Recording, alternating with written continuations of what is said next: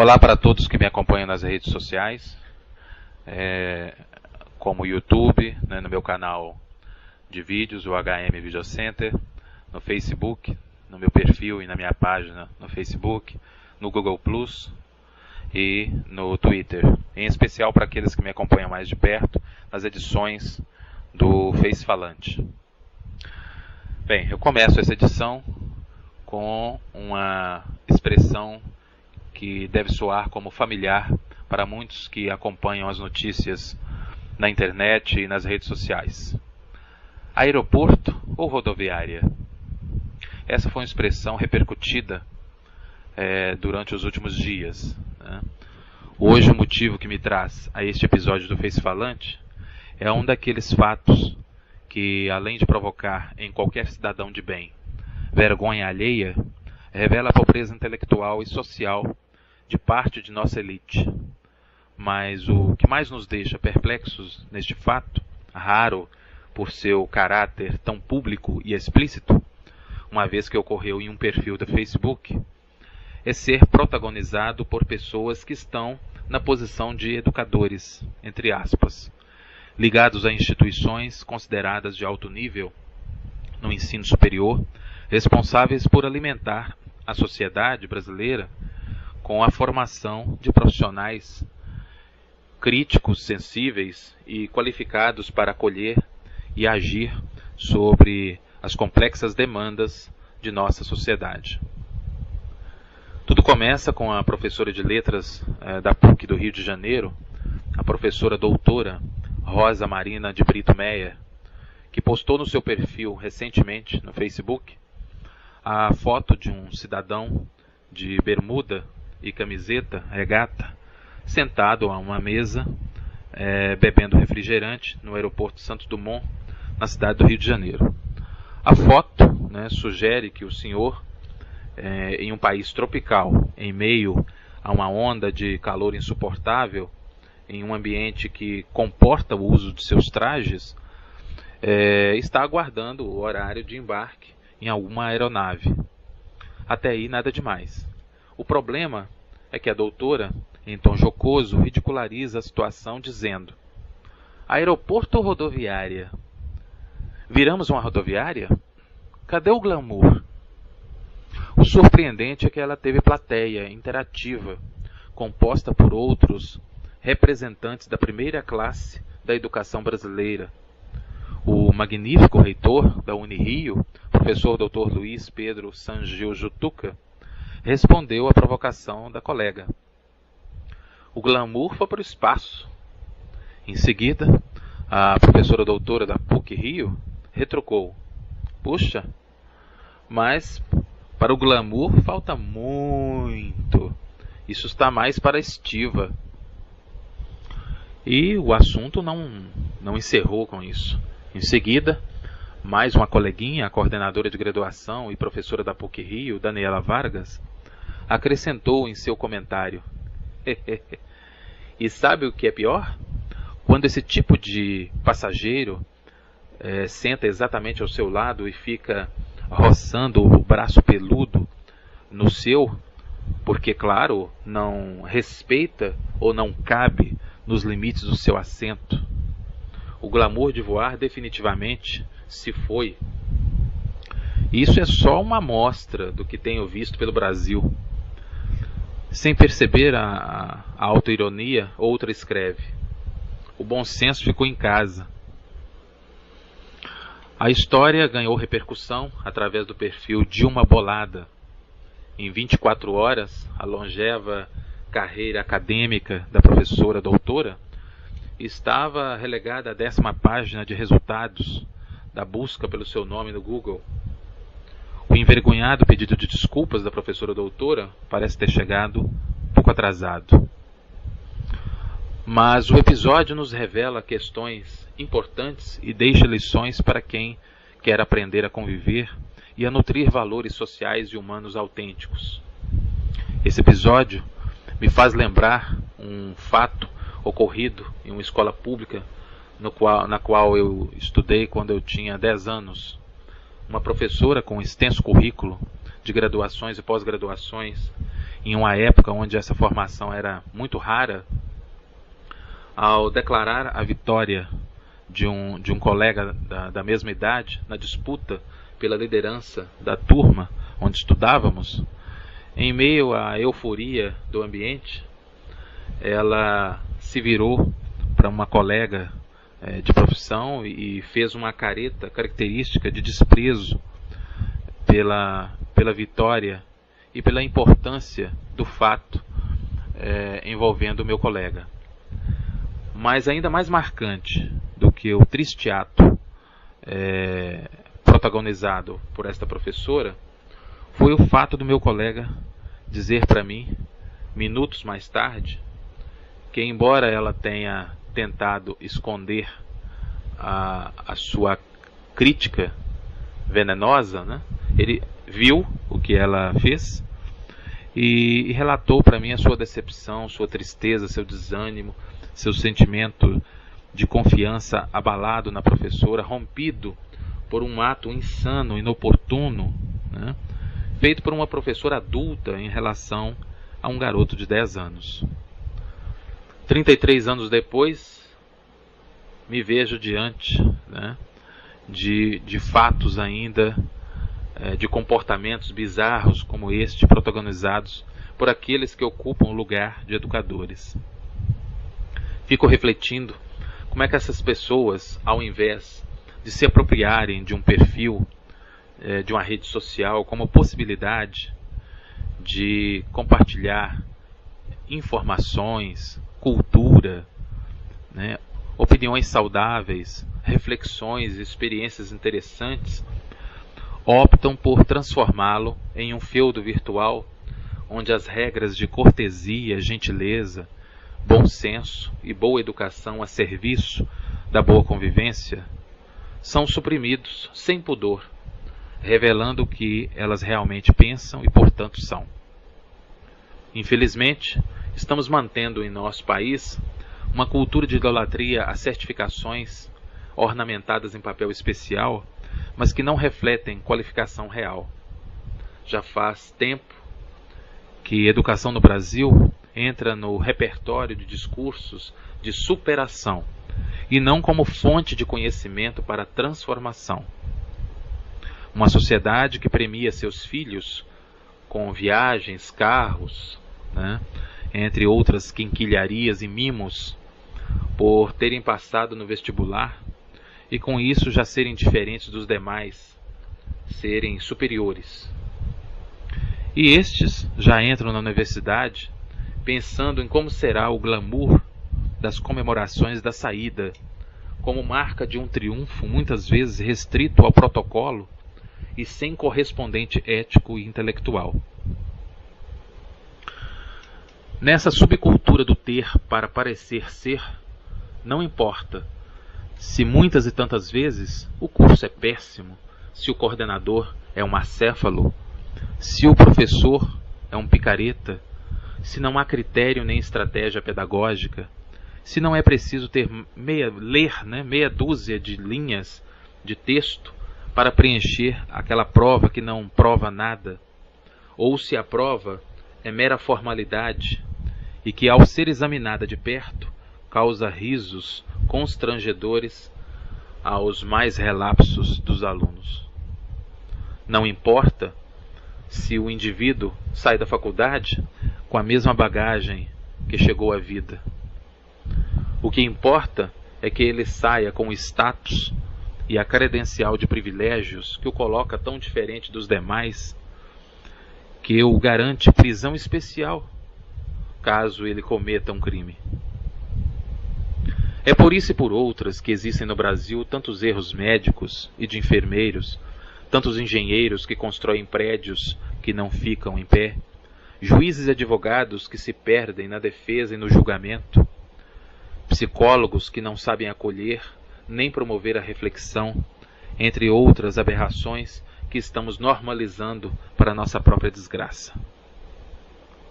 Sensibilidade e função social, vocação, autoconhecimento, cultura, conhecimento crítico, leitura, inter e transdisciplinaridade, extensão, responsabilidade socioambiental, sustentabilidade, senso político? Conta outra. Com raras e honrosas exceções, o ensino superior brasileiro cumpre uma triste e pobre função social: garantir um selo de distinção e segregação. Sendo assim, a crueza indigesta da reunião virtual da aristocracia acadêmica é reveladora. Mostra um grupo que, embora seja certificado pelos ritos acadêmicos, se mostra desqualificado quanto à sensibilidade e transformações sociais, políticas e econômicas, portanto, despreparados para a realidade e para o ato de educar.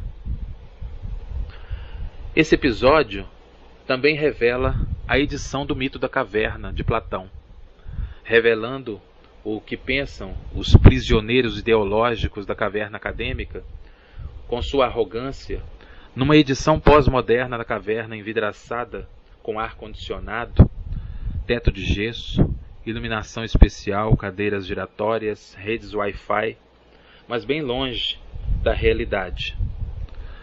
Vista apenas nas sessões de exibição de documentários e em teses apresentadas, aplaudidas e arquivadas, e debates herméticos para auditórios sonolentos. Tudo isso é lamentável, porque essa gente poderia ter aprendido com outros episódios de arrogância acadêmica, como o que envolveu, por exemplo, o casal Stanford nos Estados Unidos. Olha só que interessante e didática a história que aconteceu com o casal Stanford, né, de Palo Alto, na Califórnia, nos Estados Unidos. Bem, há muitas décadas atrás, um casal, né, o casal Stanford, desembarcou de um trem em Boston e se dirigiu ao escritório do então presidente de Harvard. Eles não tinham marcado uma reunião com ele e entraram então no seu escritório e se dirigiram à secretária e solicitaram um encontro com ele. Queríamos falar com o presidente. Falou então aquele senhor, né, então em voz baixa, calma, trajando um terno já desgastado, ao lado de sua esposa, com também um velho vestido de algodão, né? A secretária não acreditou, né, que eles teriam algo importante para dizer ao presidente de Harvard e tentou ignorá-los, né, sendo ríspida e dizendo: o presidente tem reuniões marcadas para o dia inteiro e não pode atendê-los. Calmamente, o senhor disse: não tem problema, vamos aguardar. Se sentaram e ali permaneceram durante todo o dia, ignorados solenemente pela secretária, que evidentemente não via naquele casal caipira, com jeito caipira, nenhuma condição ou relevância para um encontro com o então poderoso presidente de Harvard. Ao final da tarde, né, o início da noite, a secretária, um tanto quanto frustrada com a paciência, a calma e a insistência do casal em falar com o presidente, resolveu incomodá-lo, embora detestasse fazer isso. E tentou convencê-lo de que receber aquele casal alguns minutos talvez fizesse com que eles desistissem de um encontro mais formal e prolongado. O presidente, né, não gostou, visivelmente irritado, né, com essa possibilidade, mas concordou com a secretária. E uma vez que ele detestava, né, os caipiras ou a presença de pessoas que não estivessem totalmente alinhadas com a sua percepção de bom gosto no vestir, né? Bem, Ele foi com a cara fechada para recebê-los, quando a senhora se levantou e, em direção a ele, falou, né? Olha, nós tivemos um filho, né? E ele estudou 1 ano aqui em Harvard. E ele foi muito feliz aqui, ele amava Harvard, né? Mas ele morreu há 1 ano, num acidente. E em homenagem a ele, nós queríamos erguer um monumento em homenagem a ele na universidade, né? E aí, logo em seguida, em tom ríspido, o presidente logo disse para ela: minha senhora, nós não podemos erguer nenhuma estátua em homenagem a ex-alunos de Harvard que morreram. Se nós assim o fizéssemos, certamente esse aqui pareceria mais um cemitério do que uma universidade.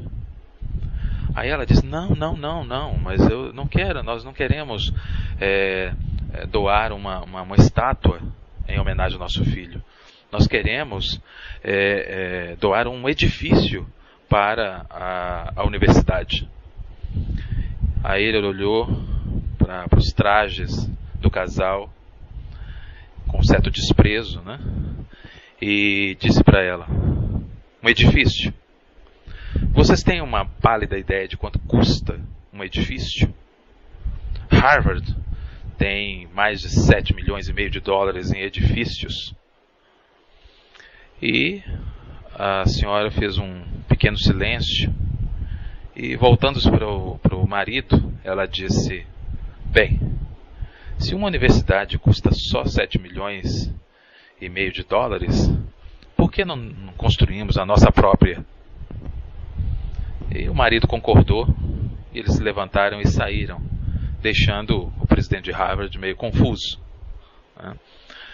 Eles voltaram a Palo Alto, na Califórnia, e fundaram a Universidade de Stanford, considerada uma das mais importantes do mundo. E anos mais tarde, né, entre os alunos brilhantes de Stanford, merece destaque um norte-americano que revolucionou a forma como nós nos comunicamos. O nome dele? Steve Jobs. Está bom para você? Essa foi a história do nascimento de Harvard, de Stanford, né? Uma das mais importantes universidades do mundo, a partir de uma homenagem de pais em luto ao seu filho, né? A perda e a dor da perda do seu filho, que estudou em Harvard e que foram ignorados solenemente ao propor, né, a homenagem e a doação à própria universidade, que tanto fez feliz e gerou amor do filho perdido, né? Então acho que é uma história bastante emblemática, né? Bem, com o triste episódio brasileiro, fica a reflexão. Se é insuportável ver uma diarista comprar um carro, inadmissível ver jovens da periferia frequentando e consumindo em shopping centers, se um cidadão em um aeroporto, aos olhos de quem o observa, lembra um estivador e a possibilidade de contato com o mesmo gera desconforto, a pseudo-elite, com nome, cargo e página no Facebook, vê sua máscara cair, deixando visível a sua mediocridade, demofobia, crueldade, segregacionismo, né, e visão preconceituosa. Agora, pelo olhar, né, e pela câmera da doutora, para ser cenário, né, de sua... embora, né, pelo olhar e pela câmera da doutora, para ser cenário da sua orgia socio-intelectual, ela elegeu, né, aquele rapaz, né? É importante né, lembrar que, na realidade, né, nos últimos dias, veio à tona quem é o rapaz. Né, que ele tem 33 anos e estava no aeroporto de passagem, vindo de um cruzeiro, né, chama-se Marcelo Santos, né, estava no aeroporto vindo de um cruzeiro pela costa brasileira, Uruguai e Argentina, com mais 2 amigos. O nome dele é Marcelo Pereira dos Santos, mora em Nova Serrana, a 100 quilômetros de Belo Horizonte, Minas Gerais. É advogado especializado em direito empresarial, marcas e patentes, e é sócio do escritório Oliveira e Santos, além de ser procurador de Nova Serrana. E é bom ressaltar que estivador é uma profissão digna, como todas as demais, mas que padece ora de invisibilidade social, ora de visibilidade depreciativa, como o que ocorreu neste caso, né? Como ocorre com os garis e com tantas outras profissões importantes, né? Mas que para essa elite doente não merece lugar ao sol, a não ser que se mantenha no seu quadrado, né? O quadrado que essa elite elegeu, que deve confinar, né, a todos aqueles que não fazem parte da patota em um lugar, um limbo, onde não há ascensão social.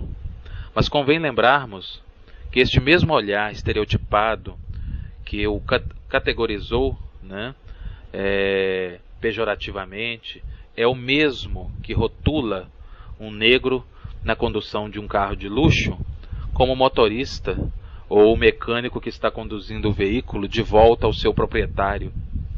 É o mesmo que, ao ver um negro de terno em um espaço formal, digamos assim, né, logo o enquadra como possível segurança. E se for uma negra com trajes formais em um fórum, por exemplo, certamente é uma estagiária de serviços gerais, jamais uma advogada, promotora e muito menos uma juíza. No Brasil dos senhores feudais, valoriza-se o ser não por seu conhecimento, ética e caráter, mas por seus selos acadêmicos, né, pose e indumentária dentro do código aristocrático. Fluidez, transformação e ascensão social, mais do que possibilidades indesejáveis, representam uma agressão para os burgueses de ontem e do século XXI. Para terminar o coquetel de bizarrices, eu gostaria de saber onde está o glamour citado pelos protagonistas deste episódio, né, que a possibilidade de ser usuário de um voo comercial agiliza a vida de quem precisa chegar rápido em um destino qualquer para cumprir uma agenda de compromissos profissionais, reduz o desgaste do percurso de longas distâncias, entre outras vantagens. Isso é inegável. Agora, pelo menos no Brasil, isso está muito longe do glamour. Qual o glamour em enfrentar aeroportos cheios, quentes, desconfortáveis, vulneráveis em termos de segurança, com serviços e produtos com valores proibitivos e extorsivos, fila de check-in, fila para despachar a bagagem, fila para passar no raio-x, fila para embarcar, para pegar a mala, horas confinado em espaço apertado, respirando ar seco, e quando há, comendo comida requentada. Só vejo possibilidade de glamour nas campanhas de marketing das companhias aéreas, que fazem de tudo para nos vender a ilusão de uma experiência de conforto e bem-estar que ainda não consegui constatar. Eu só lamento muito o fato desse comportamento dos personagens que protagonizaram esse episódio ser a mais nítida e crua expressão do que deveria ser combatido por eles enquanto educadores, em termos de insensibilidade e má conduta social, e acabou por ser a prova cabal de que estes não só endossam essa visão venenosa, como a praticam. Se estivéssemos em uma sociedade culta e predominantemente ética, esses indivíduos, a essa altura dos acontecimentos, já não ocupariam mais os cargos e funções até então na posição de primeira classe de educadores brasileiros. Mas, como estamos em um país onde fazer pose, ser dissimulado e negar a realidade compõem o código dos espertos sobreviventes dos escândalos imorais, um mero pedido de desculpas é o máximo grau de reação dos personagens envolvidos diante da repercussão pública.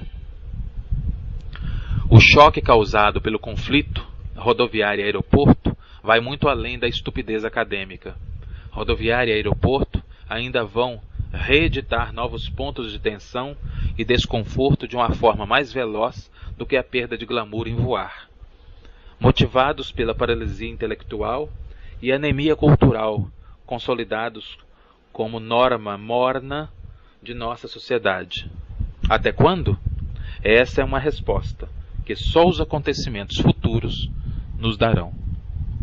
Obrigado a todos por estar comigo até esse momento, por terem se disposto a ouvir o que eu tinha a dizer nessa edição, e até a nossa próxima oportunidade, nosso próximo encontro. Muito obrigado.